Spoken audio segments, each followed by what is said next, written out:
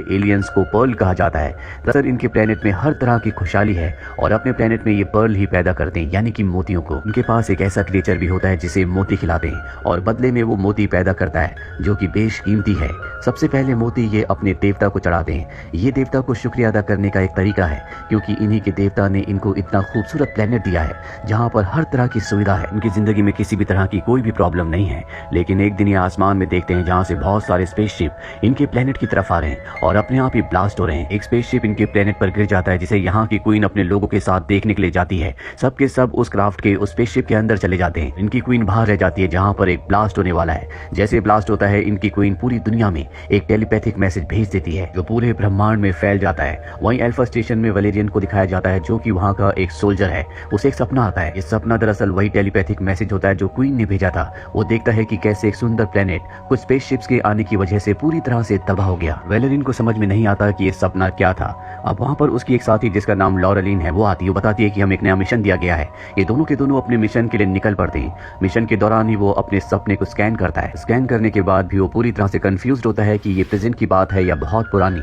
अब ये एक दूसरे प्लेनेट पर पहुंच जाते हैं जहां पर इन्हें क्रिएचर को पकड़ना है। यही इनका मिशन है। दरअसल इस क्रिएचर की ब्लैक मार्केट में बहुत ज्यादा कीमत है क्योंकि वो मोतियों को यानी कि पर्ल को पैदा करता है। ये दोनों के दोनों यहाँ पर पहुंच जाते हैं। देखते हैं कि ये प्लेनेट पूरी तरह से बंजर है, यहाँ पर कोई भी नहीं है। दरअसल इस प्लेनेट की जो ब्लैक मार्केट होती है वो एक दूसरी दुनिया में है और उस दुनिया को देखने के लिए इन्हें खास तरह के ग्लासेस पहनने पड़ेंगे। यहाँ पर वलेरियन को एक लड़का मिलता है जो उसे एक गन और खास तरह के ग्लासेस देता है। उसे पहनने के बाद वो यहाँ से टेलीपोर्ट होकर उस दुनिया में पहुंच जाता है जहाँ पर ब्लैक मार्केट है। यहाँ पर अलग अलग तरह के एलियंस हैं और यहाँ उस क्रिएचर की बहुत बड़ी डील होने वाली होती है और ये डील उसी प्लेनेट के एलियंस करने वाले होते हैं जिनके प्लेनेट पर मोती पैदा होते थे, जिनकी क्वीन ने पूरी दुनिया में एक टेलीपैथिक मैसेज भेजा था जिसका सपना वलेरियन को आया था। वलेरियन उस जगह पहुंच जाता है जहाँ पर उस छोटे से क्रिएचर की डील हो रही होती है। दरअसल वो क्रिएचर अब दो बड़े बड़े एलियंस के पास है जिसे खरीदने के लिए उसी प्लेनेट के लोग आए होते हैं जिनका ये क्रिएचर है। इस क्रिएचर के बदले वो इन्हें बेशकीमती मोती देना चाहते हैं जिसकी बहुत ज्यादा ताकत है। लेकिन इससे पहले कि डील हो पाती, वलेरियन यहाँ पर आकर इनके ऊपर हमला कर देता है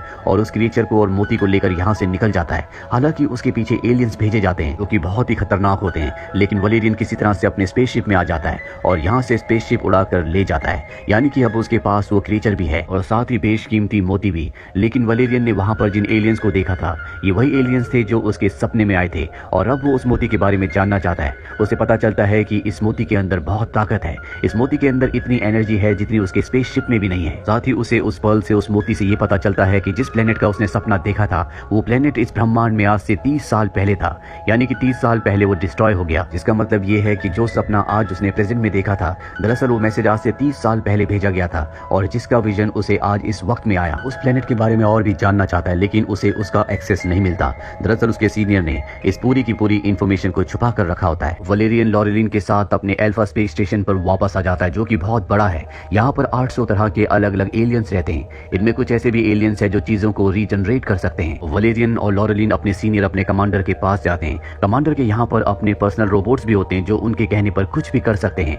साथ ही कमांडर इन दोनों को मिशन के बारे में बताते हैं। कहते हैं कि हमारे पूरे के पूरे प्लेनेट यानी कि हमारे स्पेस स्टेशन के बीचों बीच एक रेड जोन है जिसके बारे में किसी को कुछ नहीं पता। मैंने अपनी टीम को वहां पर इन्वेस्टिगेशन करने के लिए भेजा था लेकिन वहां से कोई भी वापस नहीं आया। मुझे लगता है कि अल्फा के बीचों बीच जो रेड जोन है वहां पर कुछ ऐसी चीज है जो हमारे पूरे के पूरे स्पेस स्टेशन को यानी कि अल्फा को पूरी तरह से खत्म कर सकती है। हाँ, कमांडर ने उस खूबसूरत प्लेनेट की एक एलियन को भी पकड़ा होता है जो मोती पैदा किया करते थे, जिनका वो क्रिएचर है और कमांडर उसे टॉर्चर कर रहा होता है। कमांडर वलेरियन के साथ ही लॉरेलिन से उस क्रिएचर को मांगता है जो उसके पास होता है, पर लॉरेलिन उसे देने से मना कर देती है। वो कहती है जब तक मिशन के बारे में सब कुछ पता नहीं चल जाता इसे मैं अपने पास ही रखूंगी। सबसे पहले हमें उस रेड जोन के बारे में पता करना चाहिए। असल वलेरियन को और लॉरेलिन को अपने कमांडर पर शक है। कमांडर इसके बाद मीटिंग में अंदर चले जाते हैं जहां पर बहुत सारे अलग अलग जाति के एलियंस होते हैं और जब इनकी मीटिंग चली रही होती है तभी वहां पर एक धमाका होता है और ये धमाका उसी खूबसूरत प्लेनेट के एलियंस ने किया होता है। वहां उनके ऊपर हमला करके कमांडर को पकड़कर अपने साथ ले जाते हैं। वलेरियन कमांडर को बचाने के लिए उनका पीछा करता है लेकिन वो ऐसा नहीं कर पाता और अब अल्फा की जो गवर्नमेंट है वो भी कमांडर की मदद नहीं कर सकती क्योंकि वो एलियंस कमांडर को रेड जोन में ले गए हैं। यहाँ पर किसी का भी जाना मना है। वहीं हमें वलेरियन के साथ ही लॉरेलिन को दिखाया जाता है जो वलेरियन की मदद करने के लिए वहां पर पहुंच जाती है, पर तभी कुछ एलियंस आते हैं उसे पकड़कर अपने साथ ले जाते हैं। ये बात गवर्नमेंट को पता चल जाती है कि लॉरेलिन को पकड़ लिया गया है और वो लॉरेलिन की मदद भी नहीं करते क्योंकि वहां पर रेड जोन में जाना हर किसी के लिए वर्जित है। पर वलेरियन अपनी दोस्त लॉरेलिन को किसी भी कीमत पर बचाना चाहता है, इसीलिए वो एक लड़की के पास जाता है जो इंसान की तरह तो दिखती है लेकिन ये इंसान नहीं है बल्कि ये किसी का भी रूप धारण कर सकती है, किसी के भी शरीर में एंटर कर सकती है और अब वो अपने असली रूप में आती है, जिसके बाद वो वलेरियन की बॉडी के अंदर एंटर करके उसी तरह के एलियन का रूप धारण कर लेती है जिस तरह के एलियन ने लॉरेलिन को अगवा किया है। और ये उस जगह चले जाते हैं जहां पर लॉरेलिन को ले जाया गया है। यहाँ पर हर तरफ उसी तरह के एलियंस होते हैं, लेकिन ये वलेरियन को नहीं पहचान सकते क्योंकि वो उन्हीं की तरह दिख रहा होता है। यहाँ पर इन एलियंस का जो किंग होता है वो लॉरेलिन को अपना खाना बनाने वाला होता है कि तभी यहाँ पर वलेरियन उसके ऊपर हमला कर देता है। लॉरेलिन को बचाकर वो यहाँ से निकल रहा होता है, लेकिन यहाँ पर जो बाकी एलियंस होते हैं वो उसके ऊपर हमला कर देते हैं और इस हमले में वो एलियन मारी जाती है जिस एलियन की मदद से वलेरियन ने अपना रूप बदला था। लेकिन अब वलेरियन ने अपनी दोस्त को यानी कि लॉरेलिन को बचा लिया है। ये दोनों के दोनों यहाँ से आगे बढ़ते हैं जहाँ पर इन्हें एक शील्ड दिखती है और उस एनर्जी शील्ड के पीछे से वही एलियंस निकलते हैं जो पर्ल्स पैदा किया करते थे, जिनका क्रिएचर अब भी वलेरियन और उसकी दोस्त लॉरेलिन के पास है।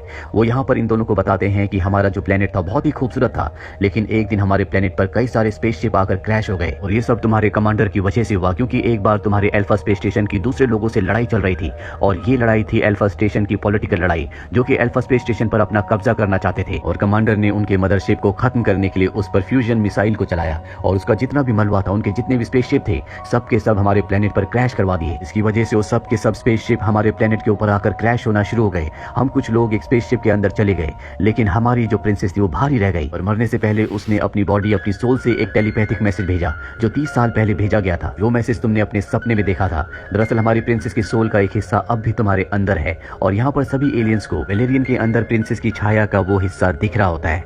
दरअसल जब इनके प्लेनेट के ऊपर वो सब के सब स्पेसशिप क्रैश हुए थे तो उसके बाद इन्होंने स्पेसशिप्स के ऊपर काम करना शुरू किया, उस टेक्नोलॉजी को समझा, जिसके बाद इन्होंने उस स्पेसशिप को रिपेयर किया और अल्फा स्पेस स्टेशन तक आ गए जहाँ पर इन्होंने जिंदगी को एक बार फिर से जीना सीखा, यहाँ की टेक्नोलॉजीज को सीखा और अल्फा स्टेशन के सेंटर में आकर रहने लगे। कमांडर को बात पता थी, इसीलिए उसने इस पूरे के पूरे एरिया को रेड जोन घोषित कर दिया कि कभी कोई बड़े अधिकारी इन एलियन से ना मिले, किसी को ना पता चले कि कमांडर की वजह से इनका पूरा का पूरा प्लेनेट तबाह हो गया था। दरअसल इन एलियंस के पास अब भी वो खास मोती होता है जिस मोती को उस क्रिएचर को खिलाने से, जो क्रिएचर वलेरियन और उसके साथी के पास है, वो कई और सारे मोती बना सकता है। इसीलिए ब्लैक मार्केट में ये उस क्रिएचर को हासिल करने गए थे, लेकिन वलेरियन उस क्रिएचर को लेकर निकल गया। अब कमांडर को होश आ जाता है और उसकी पूरी सच्चाई अब वलेरियन को और लॉरेलिन को पता चल चुकी है। साथ ही यहाँ पर कमांडर के जो खास रोबोट्स होते हैं उन्हें और कुछ सोल्जर्स को यहाँ पर कमांडर को बचाने के लिए भेज दिया गया होता है, क्योंकि जो सीनियर अधिकारी होते हैं जो यहाँ के पूरे स्पेस स्टेशन को चलाते हैं, उन्हें इस जगह के बारे में और कमांडर के बारे में, एलियंस के बारे में कुछ नहीं पता होता। लेकिन वलेरियन अपने सीनियर्स को यहाँ से रेडियो से कॉल करके सब कुछ बता देता है। इसके बाद वो यहाँ पर कमांडर को लाता और कहता है कि अपने गुनाहों को कबूल करो, लेकिन कमांडर ऐसा नहीं करता, बल्कि उसके जो खास रोबोट्स होते हैं उन्हें एक्टिवेट कर देता है। तो उन सोल्जर्स के ऊपर भी हमला कर देते हैं जिन्हें गवर्नमेंट ने यहाँ पर कमांडर को बचाने के लिए भेजा था। वो सभी सोल्जर्स को मार देते हैं और अब वलेरियन अपनी साथी के साथ मिलकर सब रोबोट्स के ऊपर हमला करता है और एक एक करके सबको खत्म कर देता है। आते गवर्नमेंट को पता चल चुका है कि कमांडर एक गलत इंसान है, इसीलिए उसे अरेस्ट करने का वारंट भेजा जाता है। वलेरियन को पता है कि वो क्रिएचर यहाँ पर रहने वाले एलियंस को, जिनका एक खूबसूरत प्लेनेट था, कितना जरूरी है, इसीलिए वो क्रिएचर उन्हें दे देता है कि वो अपने लिए कोई प्लेनेट ढूंढकर वहां पर पहले जैसी जिंदगी को बिता सकें। लेकिन यहाँ पर वो उस क्रिएचर को एक मोती खिलाते हैं जो इनके पास आखिरी और खास मोती होता है। वो क्रिएचर उनसे कई सारे मोती बनाता है जो इस प्लेनेट पर रहने वालों की शक्ति है और देखते देखते ये स्पेसशिप उनके प्लेनेट में कन्वर्ट हो जाता है। तो देखकर वलेरियन और लॉरेलिन दोनों के दोनों हैरान हो जाते हैं, पर अब इन्हें अपना प्लेनेट वापस मिल चुका है। इनकी जिंदगी में खुशियां एक बार फिर से वापस लौट चुकी है, जो वलेरियन और लॉरेलिन की वजह से हुआ है, जो एक दूसरे को पसंद करते हैं। इसी के साथ ये फिल्म, ये कहानी यहीं पर खत्म हो जाती है। उम्मीद करते हैं कि ये कहानी आपको पसंद आई।